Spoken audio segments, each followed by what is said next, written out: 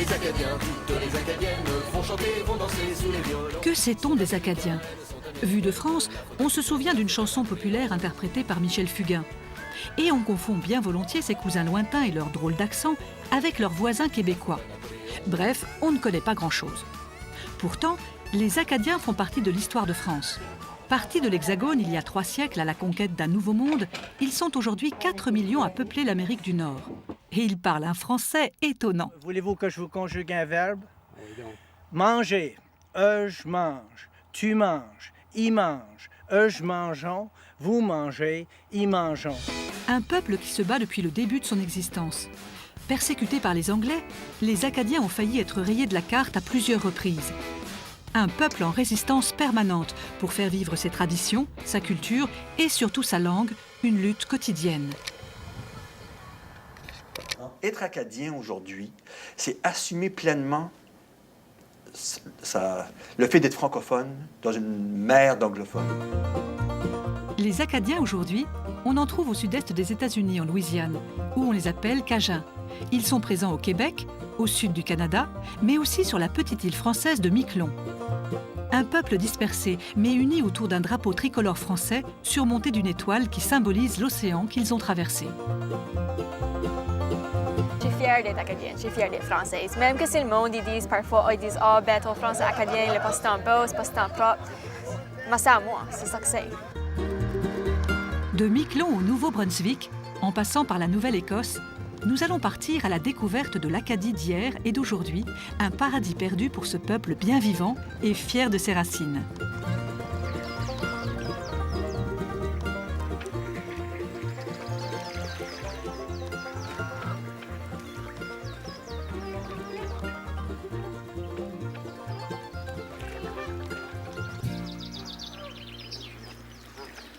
Voici un chapitre du grand livre de la tragédie du peuple acadien. On ne peut pas se tromper. Richard est acadien et fier de l'être. Il vit au sud du Canada.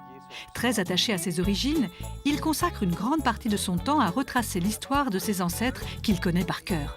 Il y avait une grande communauté acadienne ici. Les Français croyaient défendre l'Acadie française ici. Puis on va appeler le territoire l'Acadie, petit L-A, C majuscule A-D-I-E. Depuis quelques mois, il parcourt le Canada pour soutenir des Acadiens qui, comme lui, se battent pour leur peuple et leurs racines. Santé, Richard Lorrain. Il faut y tenir parce que c'est facile de perdre l'attachement à nos racines, à notre patrimoine. Une cause qui est devenue pour lui le combat de sa vie. Chercher d'où je viens, pourquoi, comment ont vécu les premiers qui se sont installés ici. J'ai toujours adoré l'histoire. Je suis français d'Amérique avec des racines en Acadie. Au milieu du XVIIIe siècle, les ancêtres de Richard ont fui la pauvreté en France pour s'installer sur la terre promise américaine. Dans mon cas personnel, c'est touchant de savoir que mon ancêtre est parti de cette région-là aussi, qui voulait recommencer une vie nouvelle. Ça fait 20 ans, à vrai dire, que je baigne dans l'Acadie, puis que je rencontre des Acadiens, que je découvre l'histoire de l'Acadie. Mais c'est toujours des émotions qui reviennent parce que ça me lie à quelque chose de beaucoup plus grand. Pour débuter ce voyage initiatique, Richard nous emmène là où tout a commencé, sur une côte de la Nouvelle-Écosse.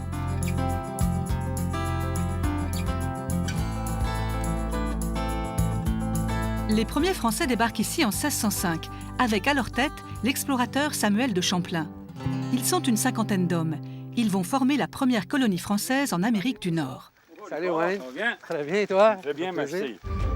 Wayne, comme Richard, est acadien. Il est guide ici à Port-Royal, là où sont arrivés ses ancêtres, et depuis 20 ans, il ne se lasse jamais de raconter leur destin. Il a fait des recherches historiques et connaît par cœur ce fort reconstruit exactement comme à l'époque. Un fort qui accueillait ces Français venus pour le commerce des fourrures. Tous les jours, Wayne se remet dans la peau des premiers colons, et ça commence par la tenue. C'est l'habit typique de l'artisan qui est venu ici pour travailler avec des chemises de laine, des culottes de laine, des bottes de laine. Ils avaient des souliers de cuir, des bottes de cuir, mais important aussi les sabots de bois dans les champs, dans les jardins. Pour ces premiers colons venus de France, la principale difficulté a été de s'habituer à la rigueur de l'hiver. Résultat, l'essentiel de leur activité consistait à couper du bois pour se chauffer et à chasser pour se nourrir. Tous les besoins de la communauté étaient un peu adressés à l'intérieur de ces 4 murs. Et puis c'était assez bien comme charpente pour le temps. Tiens. Toute l'histoire des Acadiens est partie d'ici, de ce lieu un peu sommaire, perdu au fin fond de la Nouvelle-Écosse.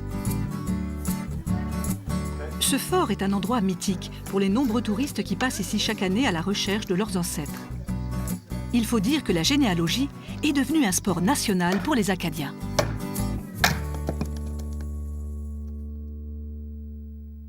C'est plus souvent votre nom de famille à vous autres? Des Godin. Moi, je suis un Melançon, moi. Un Melançon, il y a beaucoup de Melançons à Saint-Paul. Il me dit que ça fait des bons voisins. Ils sont pas pires. L'Acadie a commencé dans ce port ici. Alors, de plus en plus, les gens sont en train d'apprendre ce qui avait été perdu ou pas aussi bien connu. On va embarquer. Comme nous autres, les Acadiens, on ne monte pas dans un char, on embarque dans le char. Comme on embarque dans un navire, on va embarquer, moi.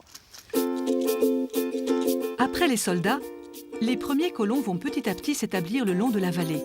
La terre est belle et fertile. Wayne est particulièrement attaché à ce lieu. C'est là que ses ancêtres se sont installés et ont construit leur ferme il y a plus de 300 ans. Ici, on est à la périphérie du site Melançon, c'est là. La maison de Charles Melançon est située au-dessus de cette colline-là, juste à côté. C'est pas mal paisible ici. On voit la montagne en arrière, on voit la rivière en avant, le port en avant de nous. Comme je l'ai dit, mon nom est Wayne Joseph Melançon. Moi, je suis la 10e génération de ma famille. Mon ancêtre était nommé Pierre Melançon. C'était un huguenot de La Rochelle. Wayne est tellement fier d'être acadien qu'il s'est même trouvé des ressemblances physiques avec ses ancêtres. Les traits de 1700, de 1600, on passe un peu à travers dans les gènes. Alors, je ne dis pas que Charles Melançon était aussi beau que ceci, mais peut-être qu'il était. Tiens.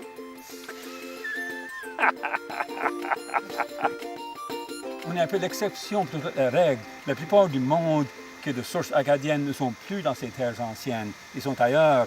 Alors, pour moi, c'est très important de préserver ceci, d'en parler, de continuer l'esprit de nos ancêtres vivants. 6 générations plus tard, je suis encore debout ici, encore en train de parler français. Alors, pour moi, je ne suis pas fâché envers le passé. Moi, c'est la fierté que même avec ce passé tragique, la survivance d'un peuple, maintenir une certaine identité et culture, très fier de la fortitude de mes ancêtres. Tous les jours, presque, je vois quelqu'un qui fait un voyage de la Louisiane, du Québec, du Nouveau-Brunswick, de Massachusetts, qui sont en train de retracer leurs héritages. J'en ai rencontré ce matin. Eux, pas France de la Louisiane ou de la France, ils font un pèlerinage d'un grand bout pour voir, peut-être une fois dans leur vie, où leurs ancêtres ont commencé.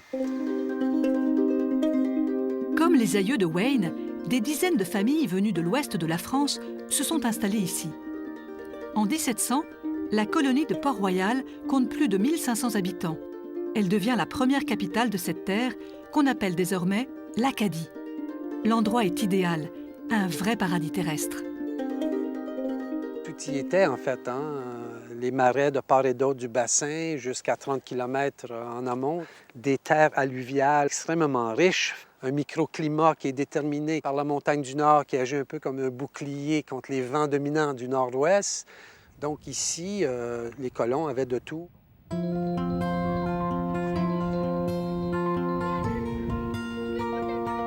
En arrivant, les Français ont dû cohabiter avec les premiers habitants de ces territoires, les Amérindiens Micmac.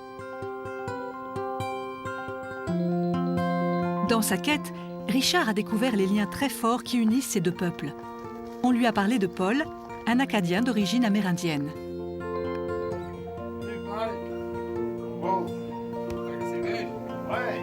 Il a créé une association qui, depuis 20 ans, fait revivre l'amitié entre Acadiens et Indiens Micmac.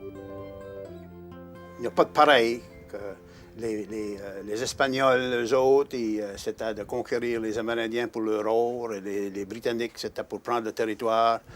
Mais les Français ont appris que pour survivre dans ce pays-ci, on avait besoin de l'amitié. Et puis, si on voulait faire l'échange des fourrures, on avait besoin d'être amis avec les Micmacs. C'est qu'ils ont commencé une relation vraiment amicale pour 150 ans. Un mélange qui passe par la langue. Il y a eu des emprunts, des mots, des Acadiens ont emprunté des mots Micmac, et les Micmacs ont emprunté des mots français aussi. Il y a beaucoup de mots Micmac dans la langue acadienne qu'on ne trouve pas dans le dictionnaire français. Par exemple, un porc-épic. Le mot Micmac qui ressemble à ça, que les Acadiens utilisent, c'est madouas. Le hibou, nous autres, c'est coucou-gouèche. Mawiomi. Mawiomi, c'est une rencontre. Rencontre, mais ami, il y a un peu le mot ami là-dedans. Je me demandais s'il n'y avait pas... Non, je ne sais pas. Ça, c'est un Micmac qui fait ça. Un Micmac de Cabredon. C'est quoi les... C'est soit des petites pierres ou des graines de maïs. Une colonisation française, ici un peu moins violente que celle des autres Européens, qui a permis aux deux peuples de se rapprocher. Il y a eu beaucoup de mariages mixtes et de nombreuses familles métisses dans la région. Sans les Amérindiens, il n'aurait pas survécu. pas d'Acadie, Non. Richard a découvert avec Paul l'existence de ces premiers Français qui se sont liés avec les Amérindiens.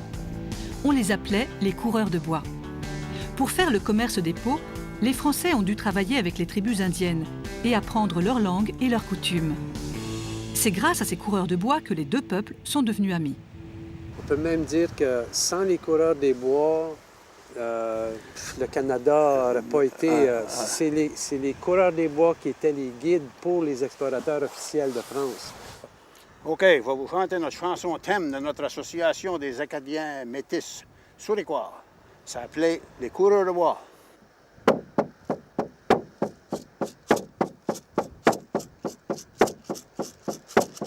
Je suis coureur de bois, l'aventure est en moi.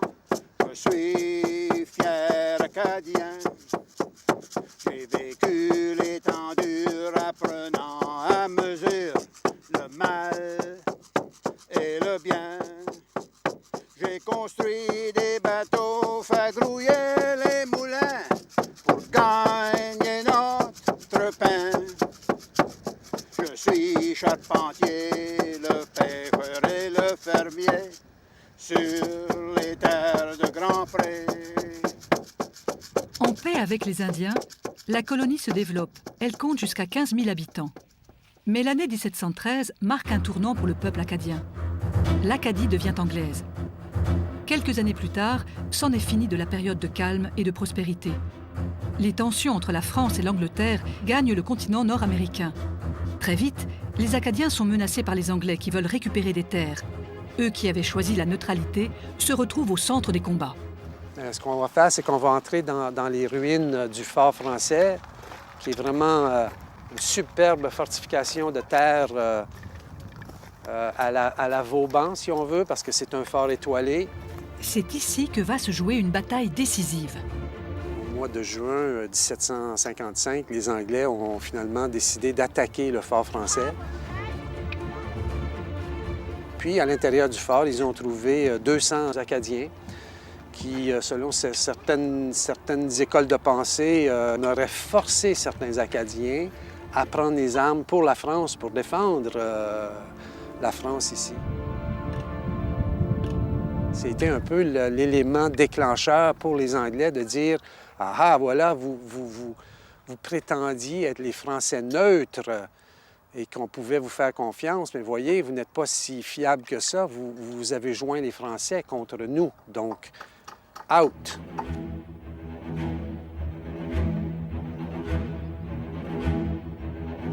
Les Français perdent la bataille et les Acadiens vont en subir cruellement les conséquences. En juillet 1755, les Anglais décident la déportation massive du peuple.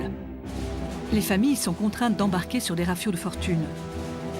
Sur les 15 000 Acadiens qui vivaient ici, plus de 10 000 ont été obligés de quitter le pays. On appelle cette période tragique le Grand Dérangement. C'est à Halifax, la capitale de la Nouvelle-Écosse, que la suite du drame va se jouer. Pendant plusieurs mois, des familles entières d'Acadiens sont ballottées entre les États-Unis, le Canada et même la France. Cette errance laisse encore aujourd'hui une trace indélébile dans la mémoire acadienne. Un épisode dramatique qui, 3 siècles plus tard, marque encore Richard. Ça, c'est ce qu'on appelle l'île Georges. C'est une île prison. On voit d'ailleurs un peu les fortifications. C'est une île qui a été utilisée comme prison, en fait, pour plus de 1660 Acadiens. Les familles vont être placées sur des chaloupes. Une chaloupe va amener sur un bateau. Ce bateau-là s'en va vers la Caroline du Nord. Et le frère, les cousins ou le grand-père est mis sur une autre chaloupe qui, lui, s'en va sur un autre bateau qui va les amener en Georgie, par exemple. Donc, beaucoup de familles vont être brisées.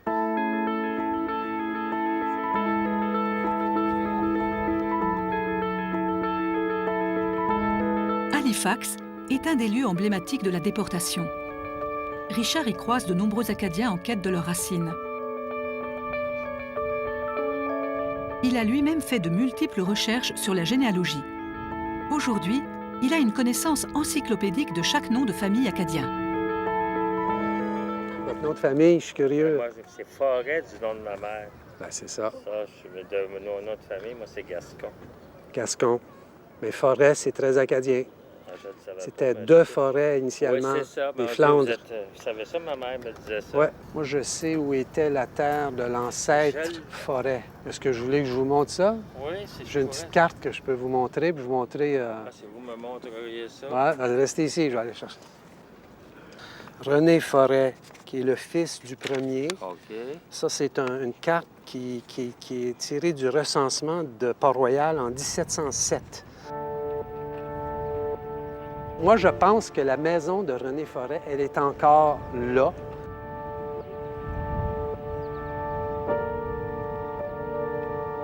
J'ai appris beaucoup sur l'histoire de l'Acadie en écoutant les vécus, les cheminements de chacun. On ne peut pas être insensible aux faits français puis à notre attachement à la culture, à la mère patrie, quand on sait ces faits historiques-là.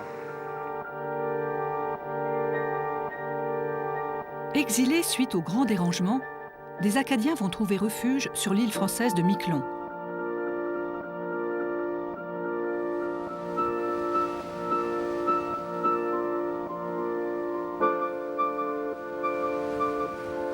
Aujourd'hui, les 800 habitants majoritairement d'origine acadienne sont tous très attachés à la mémoire de ces premiers déportés. Ils sont certainement venus dans les parages où il y a un ruisseau d'eau douce pour s'établir. Et comme ils sont arrivés début octobre 1763, ils ont dû construire à la hâte des abris. Dans les documents, il dit que ce sont des abris en terre glaise avec des morceaux de bois et du gazon pour servir de toiture, quoi. Patricia est une héritière directe de cette première famille. Son ancêtre Jacques Vigneault a débarqué ici avec une centaine de personnes venues d'Acadie après le grand dérangement. Une appartenance à ce peuple qu'elle revendique depuis peu. Une association culturelle locale avait fait un travail de recherche décisif sur les Acadiens de Miquelon, un souvenir marquant pour Patricia. Ce que j'ai découvert il y a quelques années, surtout après la pièce de théâtre qui a été créée en 2001, qui raconte l'histoire des Acadiens, de la déportation, etc. C'est là que je me suis mise un petit peu à... Et puis Jean-Pierre m'a raconté aussi pas mal de choses sur la vie de mes ancêtres. Quand on connaît le climat et tout ce qui s'ensuit, on sait ce que c'est que l'automne, l'hiver. C'est incroyable ce qu'ils ont dû souffrir, en tout cas. La force de caractère qu'ils avaient pour s'accrocher ici. Moi, je dis toujours, on a encore du sang de ce peuple-là qui coule dans nos veines pour rester accroché comme on est là. Quand son ancêtre Jacques Vigneault meurt à Miquelon, il laisse plus d'une centaine de descendants. À l'époque, des familles d'une quinzaine d'enfants n'étaient pas rares et la colonie va compter jusqu'à 1200 habitants.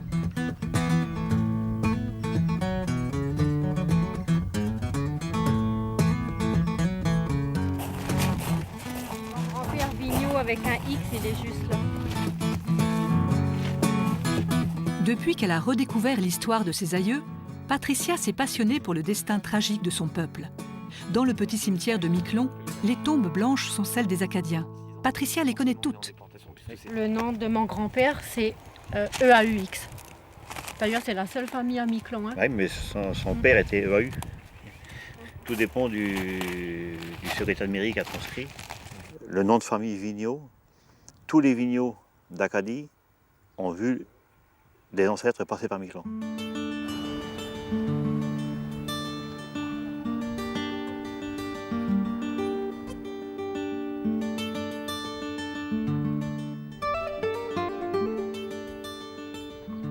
Patricia partage avec son père la défense de la culture acadienne. Lui, c'est par la musique qu'il se relie à ses aïeux. Bonjour les amis! Et Bernard a choisi le violon. C'est une réunion de famille, je sais pas quel morceau qu'on peut jouer.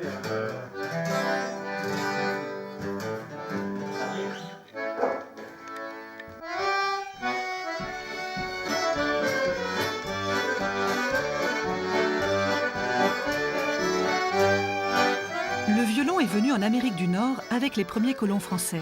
Il est l'instrument symbole de la culture acadienne. Ici, à Miquelon, il est très populaire. On retrouve quelquefois dans des greniers des anciens violons qui étaient restés comme ça à l'abandon. Je pense qu'à Miquelon, il devait bien avoir au moins 40 violons, je pense, dans le village. Les morceaux ont traversé le temps. Cette ballade intitulée Sirop d'érable est jouée dans toute l'Acadie, mais aussi au Québec. La musique acadienne a franchi les frontières et les mers.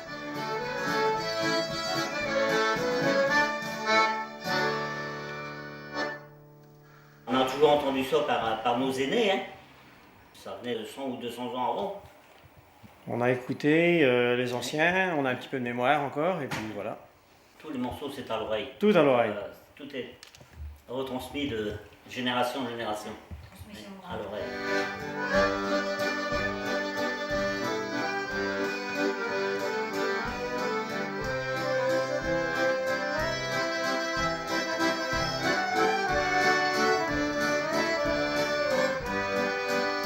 Si son père se sent acadien à travers la musique, Patricia, elle, fait vivre la mémoire de sa famille dans l'auberge qu'elle a construite il y a 3 ans avec son mari. Et c'est en cuisine qu'elle se sent le plus acadienne. Ça, c'est une spécialité miquelonaise au bleuet.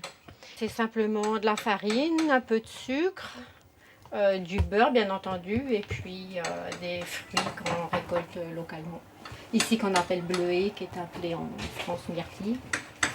Les Acadiens, c'était des agriculteurs avant tout, qui devaient manger ce qu'ils pouvaient faire pousser, vu le climat. Donc, je pense qu'à part le poisson, les légumes et un peu le gibier, ils ne devaient pas manger de foie gras comme nous, on peut le faire actuellement. Alors ici, à l'auberge de Lille, on sert régulièrement les desserts en costume acadien parce que je trouve que c'est un rendre hommage aussi aux gens qui se sont battus pour être ici à l'heure d'aujourd'hui. Si on est là, c'est grâce à eux. Hein. Je suis descendante d'Acadiens, enfin ma famille du côté Vigneault. C'est une famille qui a été déportée 7 fois de Miquelon. 7 fois? 7 fois. Ils ont été exilés 23 ans à Nantes et quand ils ont pu revenir à Miquelon, ils sont revenus parce qu'ils étaient persuadés que leur avenir était ici.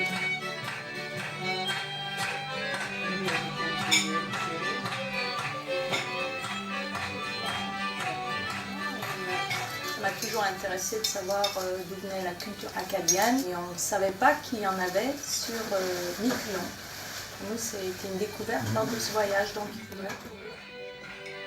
a personne qui veut danser avec moi?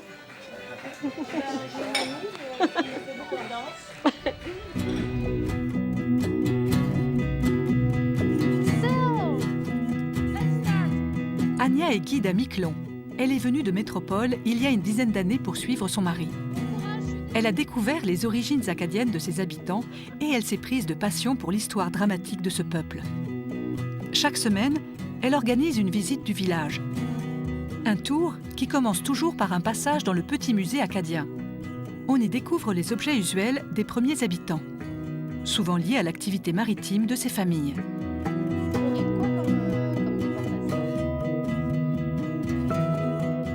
Une vie marquée par des conditions climatiques difficiles, un hiver long et de fréquentes tempêtes, mais les Acadiens ont réussi à s'adapter et à rester. On a des vignons, on a des Même si elle n'est pas acadienne, Anya s'est approprié cette histoire qu'elle est très fière de pouvoir transmettre avec cœur. Donc elle a été inaugurée en 2000. Il faut savoir que 1763, c'est la date d'arrivée officielle des premiers Acadiens ici sur la commune de Miquelon. Ils sont venus s'installer, ils étaient fermiers, ils ont voulu reproduire leur vie de fermiers. Ça n'a pas fonctionné parce que ici c'est un peu plus rude qu'en Acadie à ce moment-là. Ils sont devenus pêcheurs par la force des choses. Je suis arrivée ici effectivement complètement novice et je ne connaissais absolument rien à cette histoire acadienne parce que moi je suis moi-même française et effectivement ça ne fait absolument pas partie de notre enseignement, quoi. Miquelon est donc un maillon essentiel de l'histoire des Acadiens. Mais aujourd'hui, c'est au Canada qu'ils sont les plus nombreux.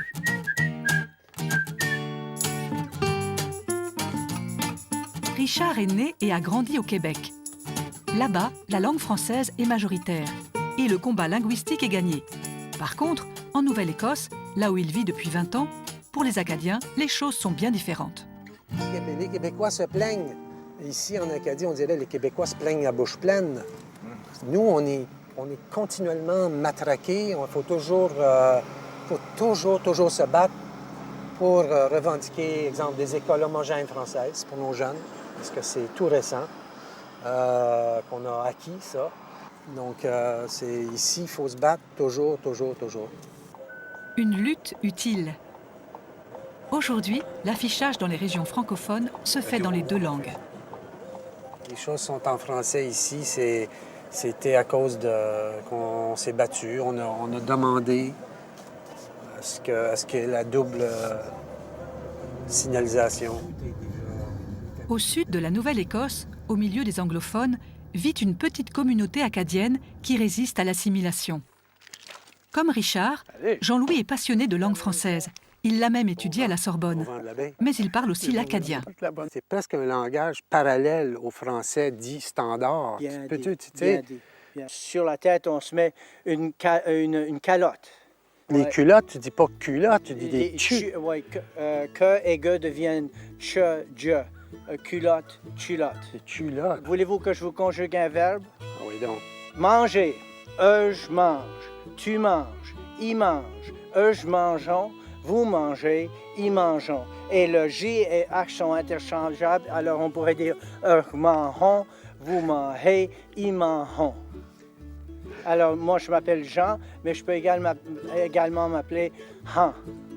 Les francophones de cette région ont su résister au rouleau compresseur anglais grâce à une arme secrète. Pour regagner du prestige et du territoire, ils ont utilisé l'armement qui s'appelle la générosité. Quand il y a des problèmes, on les étouffe à coups de générosité. Et ils se sont mariés dans les familles anglaises. Les familles anglaises sont venues mettre leurs enfants en immersion à l'université Sainte-Anne, etc. Alors c'est la générosité, la bonne humeur. La deuxième bataille s'est faite à coup de générosité.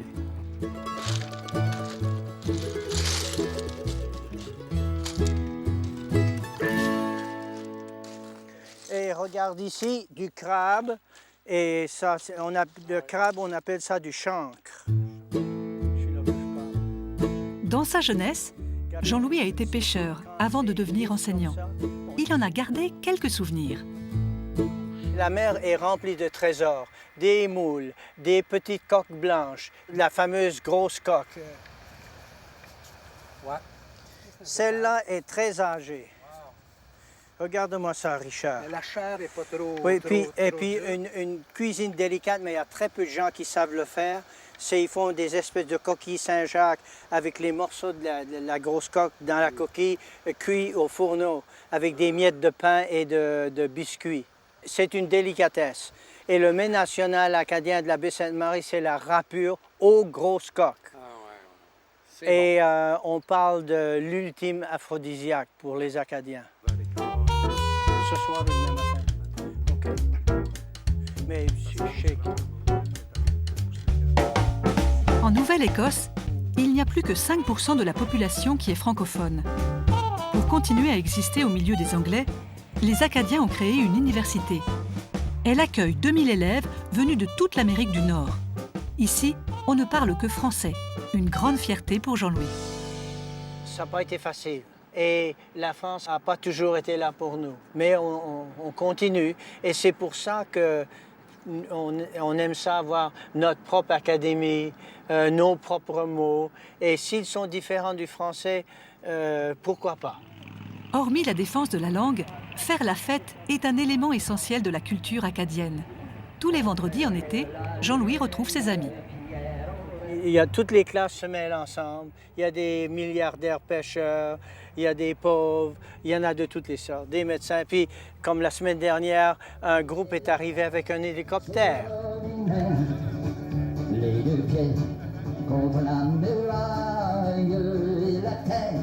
S'exprimer en français est un peu l'obsession des Acadiens de cette région, lorsqu'ils se retrouvent pour partager des produits locaux, écouter des chansons et surtout se reconnaître comme un peuple.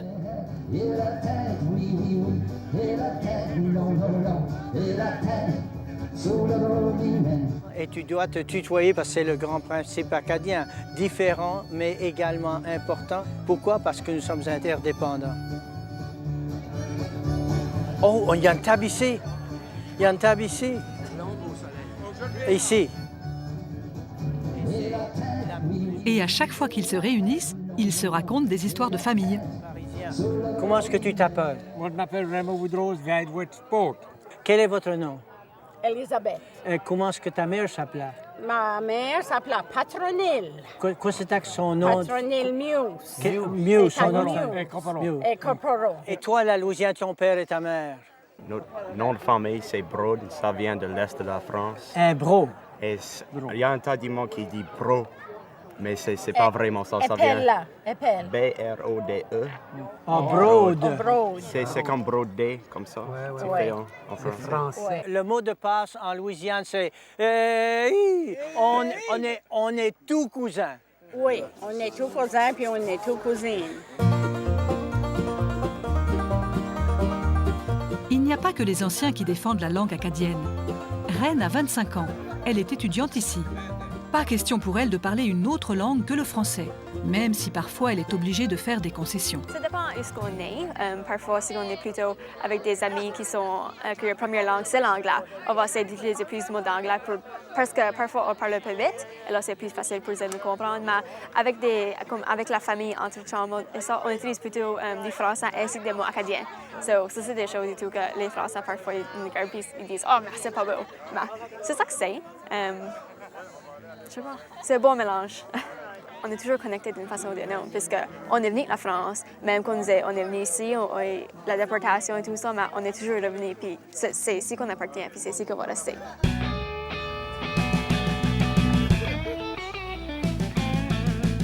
En Nouvelle-Écosse, le français est parlé par des petites communautés isolées.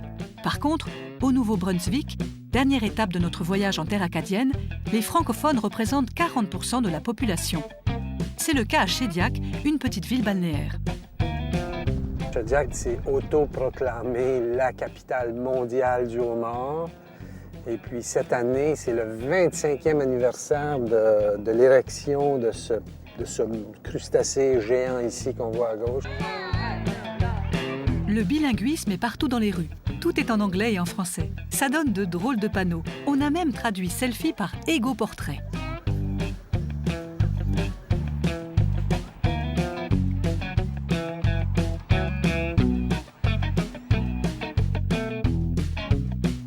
Richard nous fait rencontrer les Véniaux.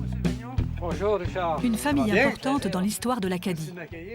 Celle du premier ministre acadien de la province, Pierre-Jean Véniaux, dans les années 20. Déjà à l'époque, le bilinguisme était très présent. C'était un homme, un grand orateur dans les deux langues, anglais et français. Wow. Aujourd'hui, on a des discours avec des microphones et des haut-parleurs. À l'époque, là, il n'y avait pas de haut-parleurs. C'était un homme costaud avec des poumons.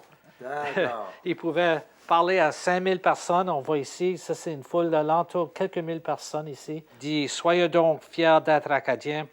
Plus nous serons franchement Acadiens et Français, plus les Anglais nous respecteront. Et ça, c'est quelque chose qui était du jamais vu à l'époque. Hein? Ouais, hein? Il poussait le français. Et audacieux, oui. Et têteux aussi. Il y a toute leur génération de jeunes anglophones. Ils sont bilingues. Ils parlent français aussi bien et de temps en temps mieux que les Acadiens. Je connais mes racines et je défends mon droit d'être français, acadien. Je défends l'intérêt d'être français et acadien. Ici au Nouveau-Brunswick, au Canada, on est la seule province bilingue au Canada. On a des droits qui, ça date de 400 ans qu'on vit être en français. Et comme Pierre-Jean Vigneault a dit dans ses discours, le plus qu'on est français et acadien, le plus que les Anglais nous respecteront. Si on se dit acadien, on ne peut pas être un acadien anglais. C'est possible de ces jours-ci, vu qu'on se marie entre anglais et français, c'est plus commun. Il y a encore quelques-uns qui résistent. Des fois au travail, on me demande, c'est pourquoi tu me parles en français en premier? C'est comme ça que je parle, monsieur. Certainement, de mon côté aussi, j'ai toujours un peu vu le symbole du drapeau acadien. Les Acadiens, si tu regardes le drapeau, c'est quand même un drapeau français. Mais les Acadiens, c'est l'étoile. C'est carrément ça. Ça fait que c'est une fierté comme ça que nous autres, on est l'individu assez spécial à travers toutes les choses qui se passent à leur tour. Comme qu'on a bien dit, on n'a pas une place directe où c'est l'Acadie, c'est partout. Maurice et son frère sont les arrière-petits-enfants du Premier ministre Pierre-Jean Vigneault. Ils ont toujours vécu ici à Shediac, côtoyant en permanence des anglophones. Les gens ici viennent de la Virginie, plein de thunes, quoi, et ils sont ici que pour 2 mois, 3 mois, vraiment l'été, et c'est tout. Ça va bien, Michel? Ah, good. La plupart des gens ont toujours un drapeau acadien qui est planté en avant sur leur chalet. Il y a une fierté à travers tous les Acadiens où ils veulent montrer, et c'est ça, et c'est carrément être fier d'où t'es et le montrer à tout le monde.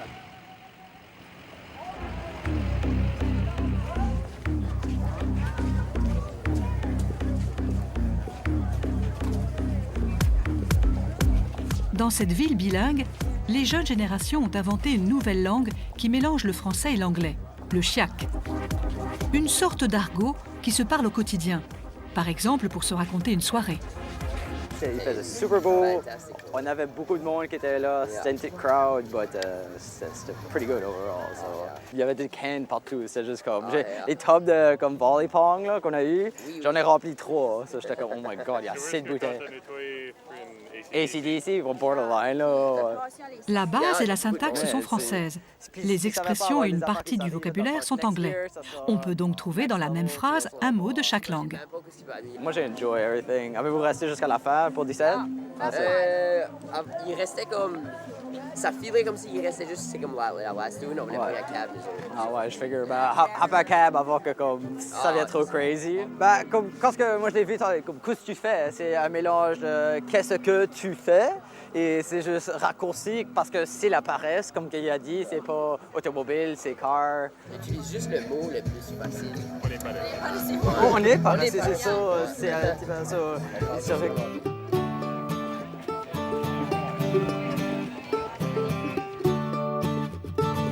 Je peux parler un bon français propre quand j'ai besoin.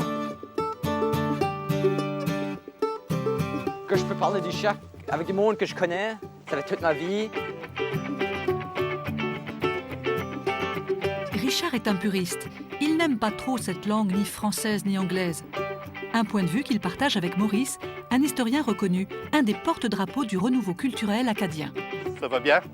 Oui, ça va très bien. Merci vous-même. Merci de m'accueillir. Vous avez fait un bon voyage. Le fil conducteur de l'histoire acadienne, c'est véritablement cet attachement à la langue française. Moi, je suis né en 60. Quand j'ai fréquenté cette université, ou à la fin des années 70, on parlait d'assimilation à tous les jours. Et on nous disait, vous serez la dernière génération à parler français, déménagez au Québec. Dans les années 1980, il y a eu comme une renaissance culturelle qui s'est produite, un renouveau de l'identité acadienne porté beaucoup plus sur la modernité. Et là, cette anglicisation a reculé. Mais j'ai des amis, j'ai des collègues de classe qui, eux, n'ont pas voulu nécessairement faire partie de ce renouveau et qui ont, à force de l'entendre, que vous allez disparaître, surtout quand vous êtes jeune, vous ne voulez pas ce qu'on appelle même en France cette étiquette d'être des losers. Hein? Vous voulez être un gagnant. Alors, quand on a une histoire que vous êtes fait déporter, vous êtes minoritaire, votre langue est en train de mourir, bien là, c'est pas... Hein? Et à côté, vous parlez anglais, c'est les succès, c'est le sport, c'est la culture américaine. Malgré ça, l'Acadie s'est construite une place.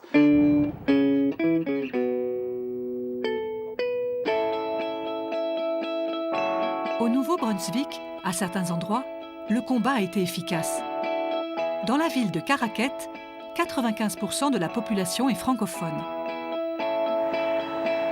Ici, les habitants ont un journal quotidien écrit dans leur langue et diffusé dans toute la province, l'Acadie Nouvelle. C'est l'édition de ce matin, évidemment. Quand on parle de la voix des Acadiens, vous voyez, ce matin, ça touche essentiellement les francophones. Donc, l'actualité des régions, mais aussi l'actualité des francophones. On est certainement des défenseurs des droits des francophones et le porte-parole des francophones lorsqu'il est question d'enjeux importants pour eux. Le journal est distribué chaque jour à plus de 20 000 exemplaires. Pour vivre, il a bénéficié du soutien d'un fonds d'investissement composé entre autres d'entrepreneurs acadiens de tout le pays. Preuve de la force de l'attachement au quotidien et à ce qu'il représente. Ici, à Caraquet, c'est la Gaule d'Astérix, ici. Là. Je ne sais pas si vous avez remarqué, mais ici, on peut vivre toute notre vie en français sans dire un mot en anglais. Mon père n'a jamais dit un mot en anglais de sa vie. Toute sa vie, il a vécu ici. Là. Si, quand il va avec Radio, quelle langue qu'on joue, langue de son retour en Acadie ou langue de premier album anglophone? Tu n'as pas encore fait l'entrevue? Non. OK. Non, mais je suis. C'est ça, on va suivre. Le plan A, c'est ça. Sinon, on ira avec la langue. Être acadien aujourd'hui, c'est vraiment assumer le fait d'être francophone et le revendiquer et exiger des choses. Et malheureusement, je dirais, à un certain point, être acadien aujourd'hui, c'est ça. Tu ne peux pas seulement vivre et être acadien. Non, il faut qu'il y ait un combat quelque part, il faut qu'il y ait des revendications quelque part. À Caraquet, au-delà du combat pour la langue, la population a voulu garder la culture acadienne vivante.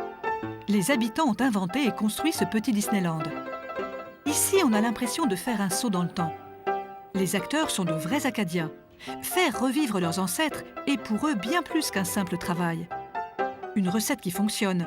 Le village a accueilli plus de 3 millions de visiteurs de tout le continent et même d'Europe. Bonjour, Madame Maria. Bonjour. Vous allez bien aujourd'hui? Oh oui, moi, c'est le beau temps qui m'amène. C'est le beau temps, hein? Oh oui. Bon appétit à vous. Merci. Bienvenue. Ben, les visiteurs? Oui, ça sent bien, là. Moi, je fais 1 heure de route soir et matin pour venir ici. Et je fais facilement 1h30. Je peux pas croire que c'est ça mon travail. C'est une passion. Moi, je ne joue pas mon histoire. Je suis ambassadrice pour l'histoire acadienne. Parce que c'est mes racines. Alors, ce que je partage, c'est à la fois mon vécu et celui de mes ancêtres. Il y a une résonance qui va chercher très loin en arrière. Mais c'est qui je suis aujourd'hui qui fait que je suis là. Voilà, pour ceux qui veulent goûter, d'en beurrer une autre tranche. Merci. Pain frais avec beurre émoussé. Les recettes acadiennes sont des recettes avec très peu d'ingrédients et très savoureuses. Merci. Bienvenue. C'est bon. Ben oui, Hein? c'est là pour ça. Merci. Bienvenue. C'est bon, hein? Vraiment?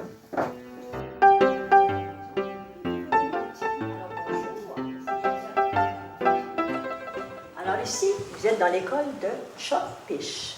Puis Chokpish, c'est un nom indien qui veut dire pointe étroite. Les enfants vivent une journée comme les écoliers acadiens du 19e siècle. Une expérience inoubliable, sans téléphone portable. Je vais vous laisser faire. L'école n'était pas obligatoire à cette époque-là. On était sous le régime britannique. Alors, le drapeau ici, c'est l'Union Jack. Alors, les livres dans la classe étaient tous en anglais. Avec la maîtresse, elle, il fallait qu'elle traduise de l'anglais au français. Le seul livre qu'il y avait de français à l'époque, c'était la Bible. Le matin, on se rentre comme notre costume, puis qu'on commence à marcher sur le village, on est complètement Tu dans l'autre décroches vie, là, comme complètement, on commence une nouvelle vie, puis on oublie l'autre. là. On est ici, on joue notre personnage, puis c'est vraiment spécial. Ils vont dans les maisons, ils voient tout ce qui se passe ici, l'histoire, et tout ça. C'est vraiment une belle journée pour eux. Il y en a plein ici. Nous autres, on est plus vieilles qu'eux autres, il y avait moins, on entendait moins notre histoire, mais maintenant, dans les écoles, ils commencent très jeunes à raconter l'histoire des Acadiens. Puis ça qui est plaisant, parce que c'est mieux pour eux autres d'éduquer sur leur propre histoire et d'en connaître un peu de ce qu'on a débuté puis ce qu'on est aujourd'hui.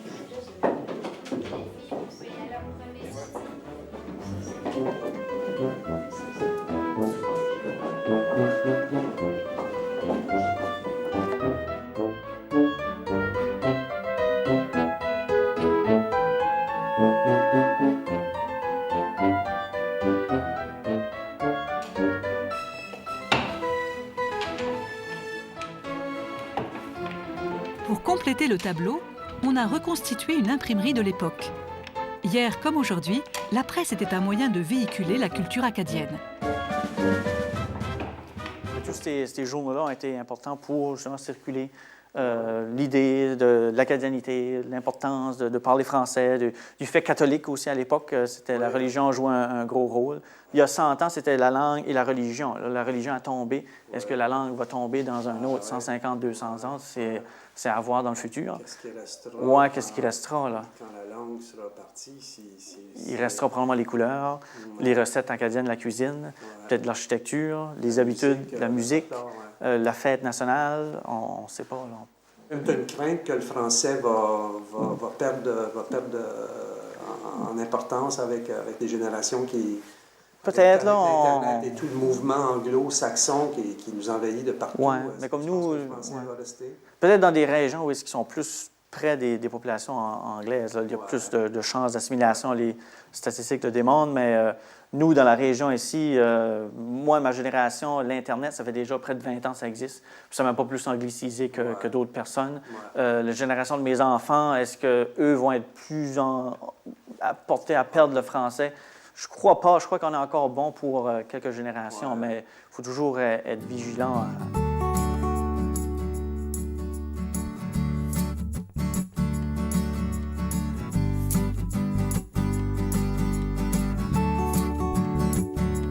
Richard ne pouvait pas terminer ce pèlerinage en terre acadienne sans passer chez Fernande, celle qui, il y a plusieurs années, lui a transmis sa passion pour la culture de son peuple. Oui. Allô? Allô? Ça va? Je suis content. Je suis content. Fernande est une institutrice à la retraite. Elle a voyagé dans l'Hexagone et à Miquelon, sur les traces de ses aïeux. C'est lors de ses recherches qu'elle a rencontré Richard. Depuis, ils se voient 2 ou 3 fois par an. Qu'est-ce que t'as fait à manger, là? Une belle chaudrée aux fruits de mer. Oh! Ça va être bon. Des pétoncles, des crevettes, du crabe, du homard. Et quand les Acadiens reçoivent, les repas sont copieux. Ça, c'est ta poule au pot. Ben, poule au pot, comme ils disent en France. Mais toi, tu appelles ça poule à quoi? Poule au croque-pot? Au croque-pot. Au croque-pot. C'est comme ça que tu dis ici? Oui. Ça se dit ici? Oui. Qu'est-ce qui distingue un Acadien, un Français d'Acadie d'un Français d'ailleurs, d'après toi? Tu penses que c'est juste la déportation ou le fait que le peuple a subi une tragédie? Ouais. Ben, la question que je me pose tout le temps, c'est comment ça se fait que tout le monde dise que les Acadiens sont terriblement accueillants puis ouverts à n'importe qui, puis c'est pas rien que parce qu'on parle français. Ça vient peut-être de la misère qu'on a eue après 1755. Ça vient peut-être des ancêtres qui transmettent ça d'une génération à l'autre. Parce que, avez-vous déjà assisté à un congrès mondial acadien? Non. Vous avez manqué quelque chose. C'est vrai, hein? Puis pour que les Acadiens se retrouvent comme ça, après pour fêter, Tout le monde se réunit, on mange tout le monde ensemble. Ça, c'est important. La famille, hein? La famille. Puis la famille, c'est pas juste la famille immédiate, c'est aussi les amis, ça devient une grande famille. Exactement. Famille étendue, ouais. Je suis émotif quand je pense à cette force-là qui a été investie dans la construction d'un pays, dans la construction d'un peuple qui avait droit de vivre heureux sur Terre. Et puis, je pense que les Acadiens ont réussi à faire ça. Et on comprend beaucoup l'être humain quand on comprend l'Acadie. Et pour moi, c'est ces valeurs universelles-là qui me nourrissent au plus profond de moi-même. À l'issue de ce périple, Richard ressent encore plus fort son appartenance au peuple acadien. Il sait aujourd'hui que ce sentiment est partagé par beaucoup et que grâce à la résistance de son peuple, la culture acadienne n'est pas prête de disparaître.